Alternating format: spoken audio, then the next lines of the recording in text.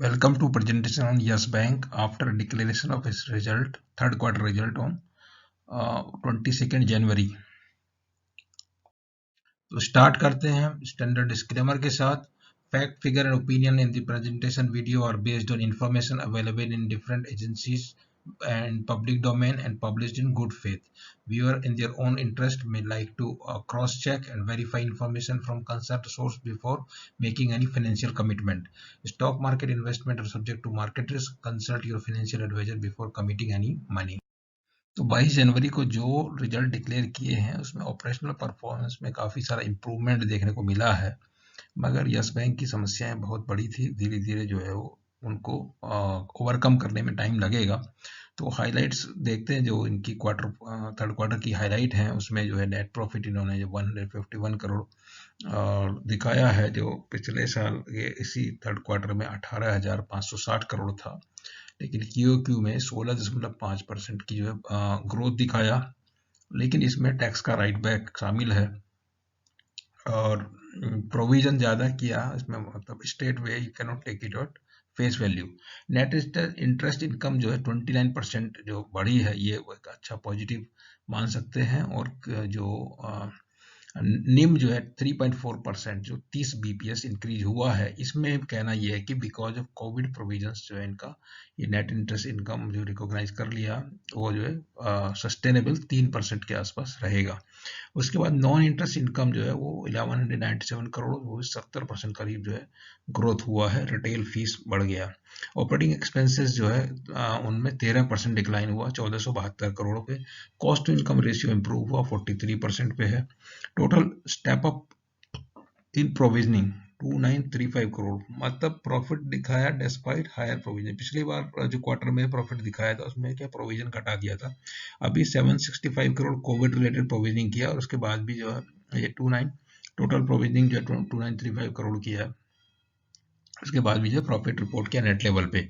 Net advance जो है वो 169,721 crore, 1.7% Q growth. Liquidity coverage ratio healthy है 120% पे. कैपिटल पोजीशन जो है 13.1 है और कैपिटल CRAR जो है 19.6%. असेट क्वालिटी पैरामीटर इंप्रूव हुए हैं, जिनमें PCR जो है 75.7 से प्रोविजन कवरेज रेशियो 76.8% और करीब 1% बढ़ाया. और ग्रॉस एनपीए जो 15.4 हुए वर्सेस 16.9 और नेट एनपीए 4.7 से 4%. इसमें कहना यह है कि कोविड रिलेटेड प्रोविजन अगर उनको इंक्लूड करेंगे तो ये जो है 20% तक जो है आ जाएगा. तो ये और वही हाईलाइट जो दिया हुआ है, डिपॉजिट में 8% का ग्रोथ मिला और क्रेडिट डिपॉजिट रेशियो अभी इम्प्रूव हो गया 116%. उसके अलावा कासा 2.2 लाख अकाउंट खोले इन्होंने, जो पिछले क्वार्टर में 1.5 लाख अकाउंट 1.5 लाख अकाउंट खोले थे, अभी 2.2 लाख अकाउंट नए खोल दिए. कासा रेशियो 26% जो है पहली बार जो है 4 क्वार्टर में बढ़ा. और इसके अलावा रिटेल एसएमई में जो है इनका जो है प्रीवियस क्वार्टर में जो 6,787 करोड़ से अभी एडवांस जो है 11,000 करीब करीब डबल हो गया. और रिटेल बैंकिंग मिक्स भी 400 बीपीएस इंप्रूवमेंट उसमें मिला है. और जो है 2 new life insurance and 2 new general insurance under open architecture framework में टाई अप किया गया है. और उसके अलावा ऑपरेटिंग प्रॉफिट आप देखिए 68% इंक्रीज है, ये अच्छी बात है. और पैट तो खैर ठीक, कोई बात नहीं. पीएनएल बेनिफिट ये सब दिया हुआ है. कॉस्ट टू इनकम रेशियो 43% है. डिजिटल में जो है इसमें 40% मार्केट शेयर यूपीआई में इनका. और ये सब इनके और बाकी डिजिटल और दूसरी इनिशिएटिव्स की जानकारी यहाँ पे है. तो अभी यहाँ की जो इसकी थोड़ी हिस्ट्री देखते हैं कि जो मार्च महीने में परेशानी हुई थी और सब मोरेटोरियम वगैरह हो गया था, तो उस समय 10,000 करोड़ का इसमें कैपिटल इन्फ्यूजन किया गया एसबीआई लेड कंसोर्शियम से. उसके बाद जुलाई महीने में जो है 15,000 करोड़ की जो है राइट्स इशू हुआ, जिसकी वजह से क्या हुआ है, जो 10 रुपए पे इक्विटी इन्फ्यूजन हुआ, फिर 12 रुपए पे हुआ, तो इनका कैपिटल बहुत ज्यादा हो गया. कैपिटल जो है ज़्यादा होने की वजह से वो शेयर प्राइस में जो अभी आपको अगर लगता है हिस्टोरिकल देख के, उसको देखने का कोई मतलब नहीं बचता है. और अभी फिर बात कर रहे हैं 10,000 करोड़ और रेज करना है. वो किस तरह से रेज करेंगे उस पर फाइनली डिपेंड करेगा कि इसका शेयर प्राइस का इम्प्रूवमेंट मतलब स्लो पेस में होगा या मीडियम पेस में होगा, फास्ट में तो नहीं होगा, कोई भी चांस नहीं है, कितना उतनी तेज रफ्तार से वो नहीं हो रहा है।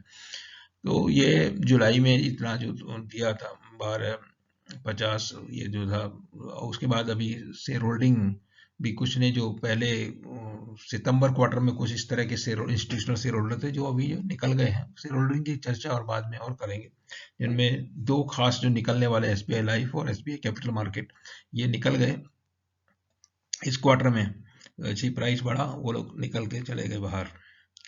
तो ये जो क्वार्टरली परफॉर्मेंस है इसकी आप देखिए यहाँ पे, तो आपका इंटरेस्ट अर्न में कुछ खास नहीं है, मेन जो है ये operating profit, because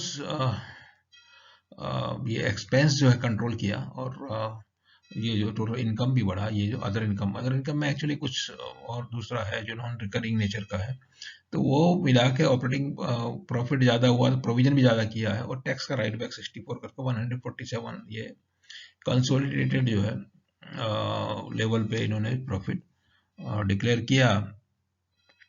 gross NPA अभी भी जो है 15% पे है, और नेट एनपीए 4.04 जो 16 था, और ये जिसका कहना है कि जो होना चाहिए वो हो सकता है 20 तक चला जाए। स्टैंडअलोन परफॉर्मेंस जब देखते हैं तो उसमें ये इम्प्रूवमेंट आपको net interest income, non interest income सब में, ऑपरेटिंग प्रॉफिट में जो है काफ़ी इम्प्रूवमेंट देखने को मिलता है, और निम में इम्प्रूवमेंट मिलता है आपको, और कॉस्ट टू इनकम रेशियो जो है इनका 49 से 43% आ गया, काफ़ी अच्छा जो है ये इसमें, और स्टेप अप प्रोविजन करने के बावजूद जो है प्रॉफिट रिपोर्ट किया है। तो दूसरे जो पैरामीटर्स पर इम्प्रूवमेंट परफॉर्मेंस में नजर आता है वो डिपॉजिट का जो है आप देखिए, 105 से 117, 136 और 146 हजार करोड़ जो है अभी डिपॉजिट हो गया। दूसरा सीडी रेशियो जो है 163 से घटाते 116% आया, और डेली जो लिक्विडिटी जिनका प्रॉब्लम हुआ था वो लिक्विडिटी भी 111% होगी, तो वो प्रॉब्लम वाली चीजें खत्म हो गई। यहाँ पे आप देखिए जो इनका यूपीआई मार्केट शेयर है 33% से भी 40% हो गया, ये बहुत अच्छा इंप्रूवमेंट देखने को मिला है। और यहाँ पे अगर देखते रिटेल डिसबर्समेंट में जो बहुत अच्छा इजाफा 3700 करोड़ पिछले क्वार्टर में था, और ये बाकी एसएमई का था, और ये जो है 7470 करोड़ अभी हुआ है, वो 85% उसमें से सिक्योर्ड है। उसके अलावा जो है जो आप देख रहे हैं pre provisioning operating profit percentage average asset 0.2% से बढ़ते बढ़ते 3.1% आ गया। तो और आपका जो निम इम्प्रूवमेंट हो रहा है धीरे धीरे 1.9 से 3.4% तक निम इम्प्रूवमेंट हुआ। ऑपरेटिंग एक्सपेंसेस जो है घट रहा है, पिछले क्वार्टर से थोड़ा बढ़ा है क्योंकि वो अभी पूरा स्टाफ आने लगी, और उसके बाद जो है फीस वाला जो इनकम है वो भी इम्प्रूवमेंट देखने में मिल रहा है लगातार। तो प्रोविजंस का जहाँ तक देखते हैं, प्रोविजंस का जो है स्टैंडर्ड एसेट्स का भी प्रोविजन बढ़ाया है, तो अभी आपको इसमें प्रोविजन कवरेज रेशियो इम्प्रूवमेंट हो गया उसी की वजह से जो है, और एक 741 का जो है इनको राइट बैक मिला रिकवरी की वजह से, और एडिशनल प्रोविजन इसीलिए 764 करोड़ का एडिशनल कोविड रिलेटेड प्रोविजन कर दिया। तो इस तरीके से ये जो है इम्प्रूवमेंट देखने को काफी हद तक मिला है। क्यू अगर देखेंगे ऑपरेटिंग प्रॉफिट का 68% जो है दिखाया है इम्प्रूवमेंट, वाई इसलिए क्योंकि पिछली बार लॉस में थी। और दूसरा जो है ये प्रोविजन फॉर एनपीए जो है यहाँ पे 296% जो ज्यादा प्रोविजन किया, और यहाँ 41% स्टैंडर्ड के लिए जो है 41% प्रोविजन ज्यादा किया, 73% जो है टोटल प्रोविजन, और नेट प्रॉफिट में 16% का इजाफा देखने को मिला है।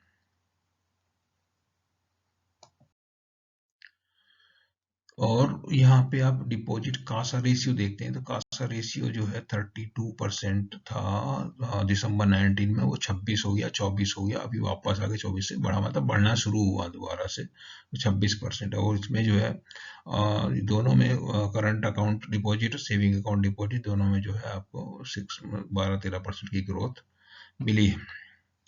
और रिटेल का जो है रिटेल एफडी अकाउंट ओपन, उसमें जो है इस बार क्वार्टर में, तो पिछले क्वार्टर में बहुत ज्यादा था, 426 हजार करोड़ था, और अभी 402 का हजार करोड़ है। कासा अकाउंट भी ओपन हुए हैं, वो इसमें लगातार इम्प्रूवमेंट देखने के लिए मिल रहा है। करंट अकाउंट, सेविंग अकाउंट और टीडी वगैरह जो इसमें भी डिपॉजिट में इम्प्रूवमेंट देखने को मिला।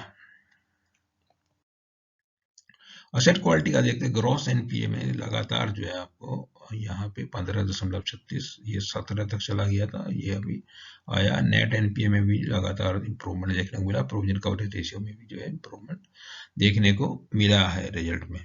और उसके बाद जो है ये इसका दिया हुआ है ब्रेकअप इनका जो एनपीए का, और रिकवरी एंड अपग्रेड जो 1066 करोड़ ये इंपॉर्टेंट है, और राइट ऑफ 1747 करोड़।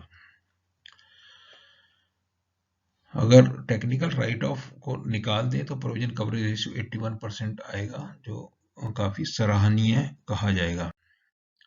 उसके अलावा कैपिटल एजुकेसी जो है आपका 19.6% है, जो 19.9% है, इसीलिए जो उन्होंने भी डिक्लेयर किया कि एनेबलिंग प्रोविजन 10,000 करोड़ जो है उसको रेज करने के बारे में किया है। इसके बारे में और चर्चा अगली स्लाइड में करने जा रहे हैं।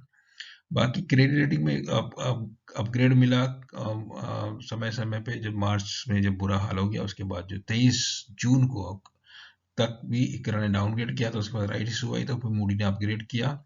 उसके बाद इंडिया रेटिंग ने अपग्रेड किया है। उसके बाद फिर इकरा ने एक अपग्रेड है, यहाँ पे फिर केयर का अपग्रेड है, और एक फिर अभी जो है ये स्टेटस इसमें है। इंटरनेशनल मूडी ने भी जो है कुछ अपग्रेड्स इनको दिए हुए हैं। शेयर होल्डिंग में अभी देखिए एफआईआई की शेयर होल्डिंग जो जून में 1.66% थी, अभी दिसंबर में देखिए 16.66% है। डीआईआई ने थोड़ा घटा दिया, क्योंकि वो बैंकों ने जो शुरू में खरीदे थे वो बेच दिए, 69 से घटा के अभी जो 645% आ गया डोमेस्टिक इंस्टीट्यूशनल इन्वेस्टर। और म्यूचुअल फंड ने थोड़ा खरीदा है, अभी जैसे लार्ज कैप में आ गया तो म्यूचुअल फंड में भी परचेज होगी, तो इसलिए उसमें आएगा। और जो अभी जो शेयर होल्डर हैं इसमें वही सब बैंकों ने जिन्होंने पहले लिया था वो सब है। इस प्रकार से जो एफआई का इंटरेस्ट बैंक में बना हुआ है वो एक अच्छी एक इंडिकेशन है उसके लिए। दूसरा, अगर हम जो है इसका शेयर प्राइस मार्केट कैप के जो बारे में जानकारी शेयर करना चाहते हैं, वो ये है कि जो इसमें जुलाई जो फर्स्ट क्वार्टर रिजल्ट आया था तो उस समय 15 रुपए भाव था, और उसके बाद सेकेंड क्वार्टर का रिजल्ट आया तो 13 रुपए भाव था, और अभी जो है जुलाई से करीब करीब डबल इन्होंने इप्टा रिपोर्ट किया, और 17 रुपए भाव है। तो डबल तो नहीं हुआ, ये प्रॉफिट डबल हो गया। तो वो उतनी उसमें ऑप्टिमिज्म ज्यादा था, बहुत ज्यादा था उस समय। वो ऑप्टिमिज्म धीरे धीरे जो है नॉर्मलाइज होता जाएगा, और इसके लिए आपको जो है शेयर प्राइस और इसका जो है सब कुछ स्टेबिलिटी इंप्रूव हो गया। सुपर नॉर्मल रिटर्न इसमें मिलेगा नहीं, स्टेबल टाइप का रिटर्न मिलेगा।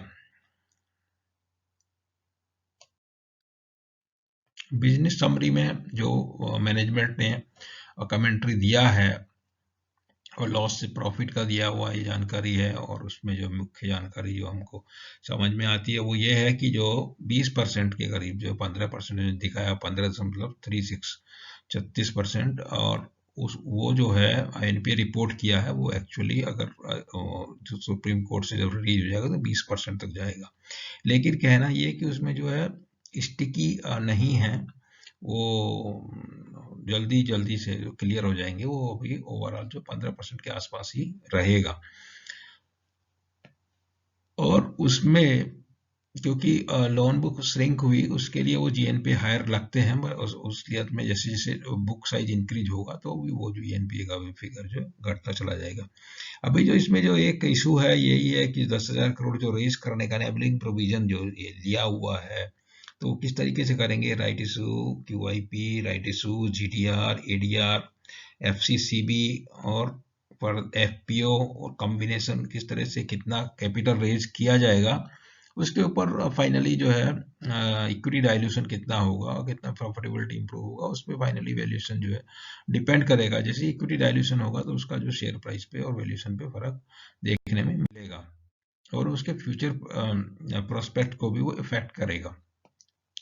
बाकी प्रोविजन वगैरह की जानकारी है इसमें, और जो नया कुछ नहीं है ये है कि डिसबर्समेंट जो किया 12,000 करोड़ का किया, जो पिछले क्वार्टर में 6,800 करोड़ का था, और bank is targeting credit growth of 12% FY22 अगले साल के लिए ये है। और लार्जली ड्रिवन बाई 20% रिटेल, और जो है अभी 28% उसमें ओवरऑल बुक में ये था दिसंबर क्वार्टर में, अच्छा उसमें इम्प्रूवमेंट मिला है। नेट इंटरेस्ट मार्जिन जो है 33.4% अभी मिला है, मगर कहना है कि वो सस्टेनेबल नहीं है। जब सुप्रीम कोर्ट की रूलिंग उसमें स्टैंड स्टिल पे बाहर होगी तो वो 3% के आसपास आ जाएगा। और एक्सपेंस जो है रिड्यूस हुआ 13%, थोड़ा सा वर्क फ्रॉम होम वगैरह अलाउ किया, कारपोरेट ऑफिस के खर्चे जो घट गए 20 करोड़ पर ईयर तक उसमें बचत जो है आएगी, ऐसा अनुमान है। तो ये इनकी स्ट्रेटेजिक है। उसमें आप देखें तो return on asset 1 to 3 year के अंदर 1% होगा, और 3 to 5 ईयर में 1.5% लाने का इनका अनुमान है। और उसके अलावा जो है रिटेल MSME को 60% से ऊपर लेके आना है, कासा 40% के ऊपर जो होता है, किसी बैंक 40% नीचे कासा है तो बैंक की परफॉर्मेंस अच्छी मानी नहीं जाती है। और बाकी जो है ये धीरे धीरे जो है इम्प्रूवमेंट आपको नजर आ रहा है परफॉर्मेंस में। ये शेयर प्राइस में भी उसी प्रकार से आपका ग्रेजुअल जो है 6-9 महीने वाले चार्ट में थोड़ा नजर आएगा, इसमें उतना कुछ नहीं दिखता है।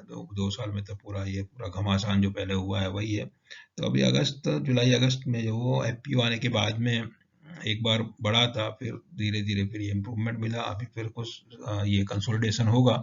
एक थोड़ा ऑप्टिमिज्म अभी बीच में आया था, उसकी वजह से जो कि लार्ज कैप में आ रहा है तो कुछ म्यूचुअल फंड का या कुछ खरीदेंगे, और कहीं इधर उधर जो इंडाइसेज हैं ETF वगैरह में उनमें उसका कुछ वेटेज इम्प्रूवमेंट होगा तो उस तरफ से कुछ डिमांड जो है जनरेट होगा। ये 15 साल का पुराना स्टार्टिंग से चार्ट है, उसका कोई महत्व उतना नहीं है। तो ये सब जानकारी था यस बैंक के बारे में। तो इसमें जानकारी, उम्मीद है आपको ये जो है अच्छा लगेगा, और जो आपका जो भी उसमें निवेश है या निवेश करना चाहते हैं उसके बारे में आप एक इन्फॉर्म डिसीजन को जानकारी के द्वारा ले पाएंगे। वीडियो में दी जानकारी आपको अच्छा लगे तो वीडियो को लाइक कीजिए और चैनल को सब्सक्राइब कीजिए। इसके अलावा जो है हमारा व्यू सांसी 2 ट्विटर हैंडल है, उसमें हमारा सारा वीडियो जानकारी और उससे संबंधित न्यूज़ आइटम व्यूज़ वगैरह सब मिलता है, तो उसको विजिट करिए। Thank you very much.